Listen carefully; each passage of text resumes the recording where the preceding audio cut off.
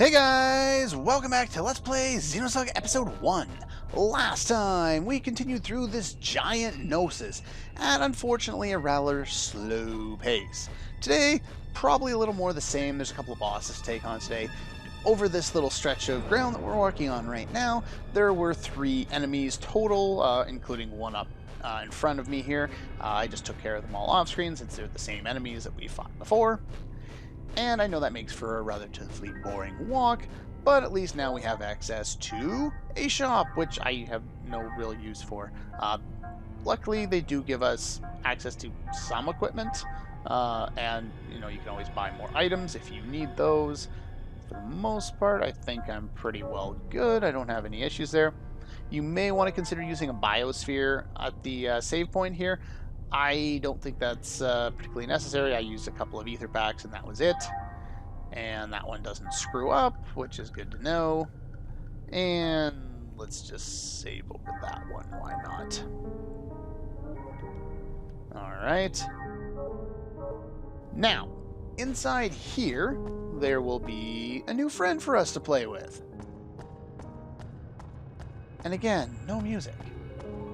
Hopefully you guys told me. I'm not sure if I've edited this episode by the time I've heard your responses that I asked the question about, including extra music in here in the last episode, but hopefully. Anyway, I've already set myself up for this. This is the lightning one.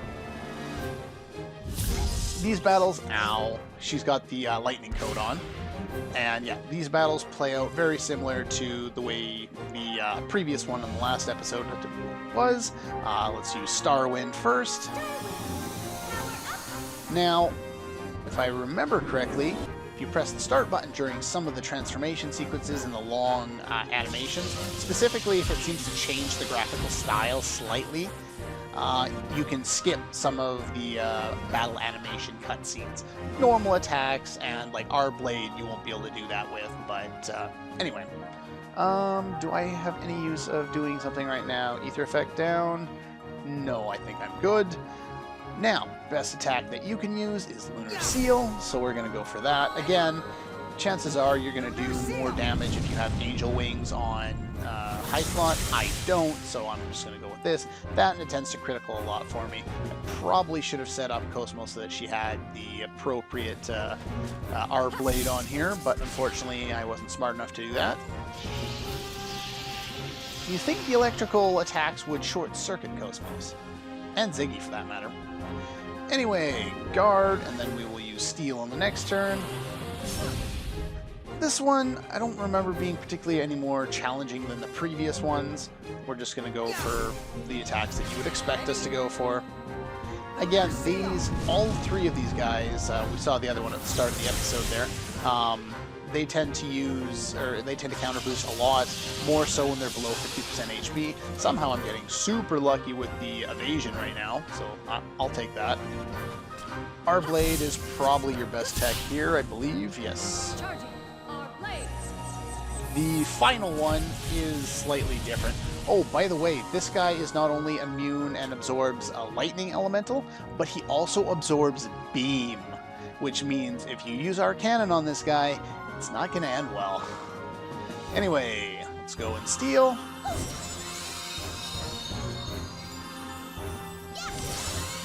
That is pitiful, pitiful damage, Momo.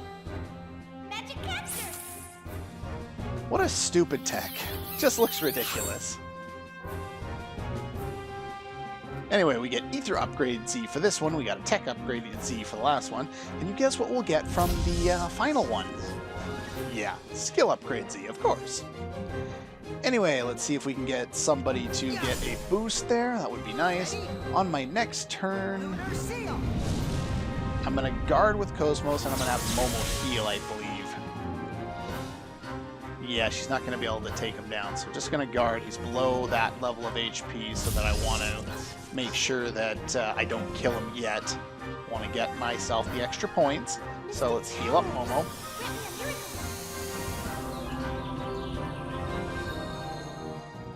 There we go. And yeah, if he counters me, it's not going to end the way I want it to, but we'll go through it anyway. Don't counter, don't counter, don't counter. If he doesn't counter, I've got this battle in the bag. There we go. Perfect. That one went much smoother than the last one. Not that it went all that bad in the last one, but anyway. And what kind of points do I get for this one? Times 4, I'll take it. Alright, so... just check my notes here real quick. And we get a reasonable amount of points, and we get the Ether Upgrade S, which is the common steal from them. Now, I'm not going to change up my setup just yet. Oh, right, this guy. Do I have notes on that one listed? Yeah, I think I'm going to switch up my party now. Okay, we're all set up and ready to go. Let's go and do the things I probably should have done a while ago. Let's go into tech points, and let's build up some characters here. We haven't done that in a while. So, our blade, we're going to get the speed going on that one for sure, as well as our drill, and I'll be kind of alternating between using one or the other. For enemies I will be fighting near rather than later, we're going to go with our drill, and later on I'll switch it to our blade. For you, somehow this happened off screen, but we learned Heaven's Wrath, which in here is only really good against the last mini-boss, but later on, oh boy, it's going to be one of the better techs he has. So we're going to put that there and there, and we're also going to use tech points and get rid... should I do the speed on you? Yeah, I think I'm going to do the speed on you. And we're going to set that up front for you. There we go. Very nice. Now, over to you. You still don't have much of anything that's all that useful. Should I level that up? Sure. I can't remember when she learns her next attack, and I know I want to put a bunch of points in that, so I'll just leave that for the moment. Shock Blade. Probably going to be using that over anything else, so let's upgrade the speed on that one. And let's set that one here.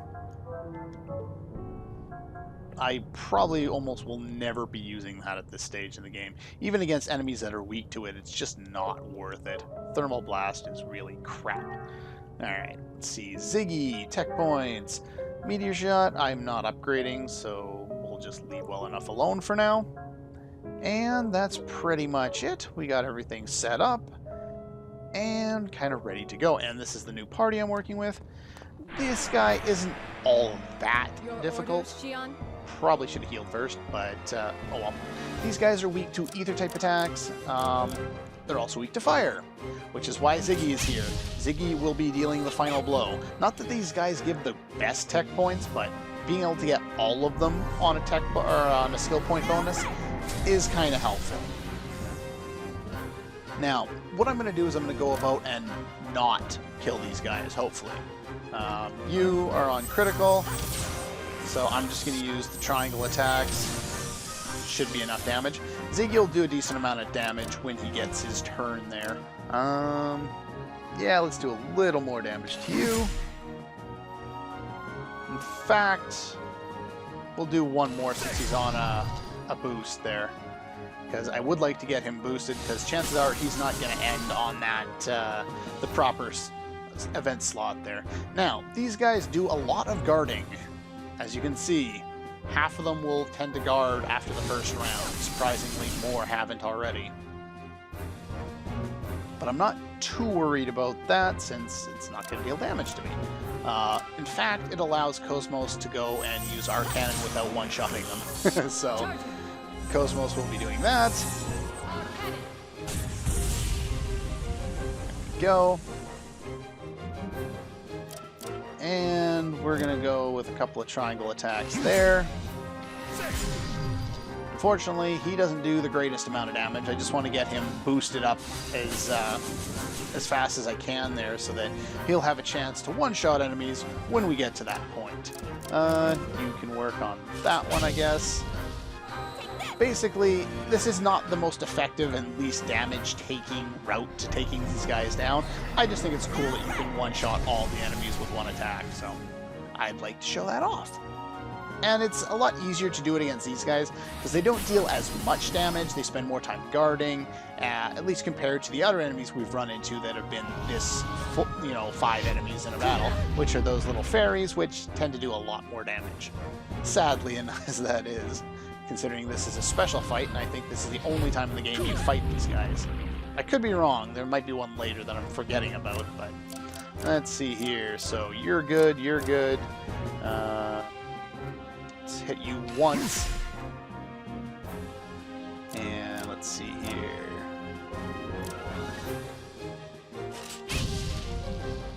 That should be good there. And KOS-MOS will go and take you. I don't think I'll kill him, but even if I do, it'll be on the skill point, so I'll take it.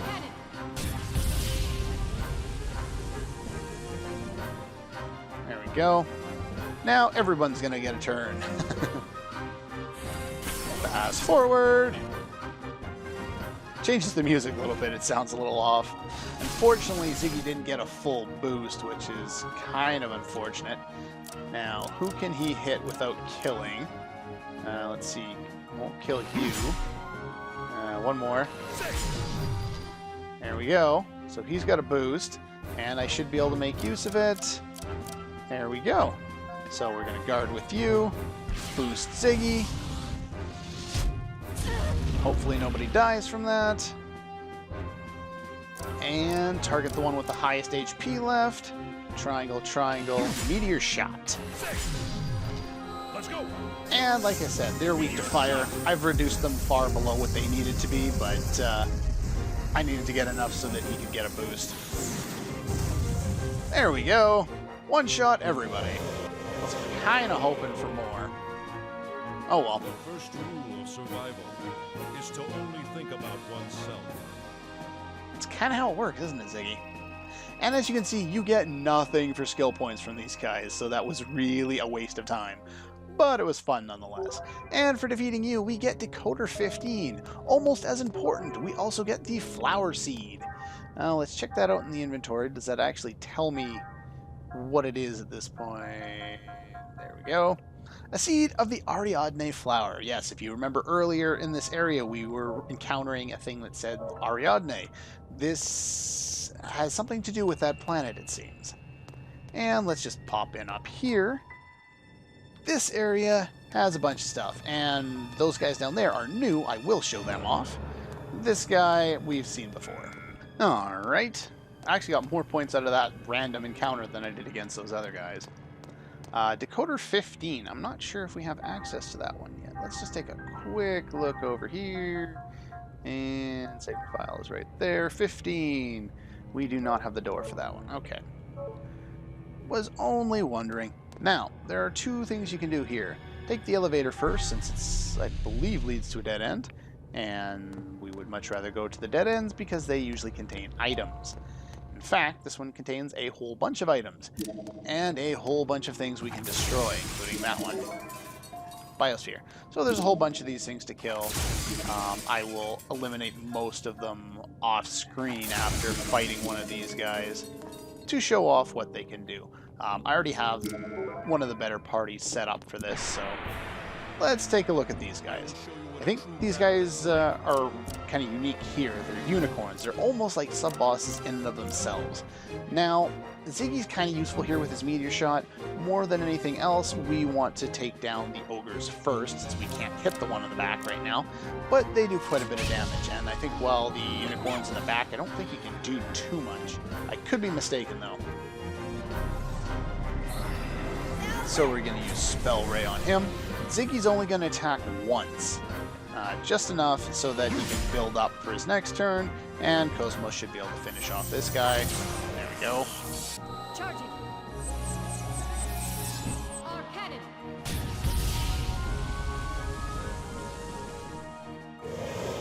Points times 4. I'll probably get more points for this fight than against those hydras, the green plants. And yes, he uses miraculous healing, which can be a real pain in the ass. I'm not sure how many times he can use it, but anyway, let's build up you a nice boost there and use meteor shot. Even though it doesn't do great damage against any of them, it does hit everyone. And the more enemies in there, the more his damage output will be. Not a great amount in this case, but still better than what he can do with most of his other attacks. Let's see here. Yeah, we might as well just go and kill you. I think I'll have KOS-MOS attack the other one so that I can hopefully reduce their numbers and take them both down. I think once they're both eliminated, he can't use miraculous healing anymore, though I could be mistaken. Yeah, let's have you attack that one. Charging.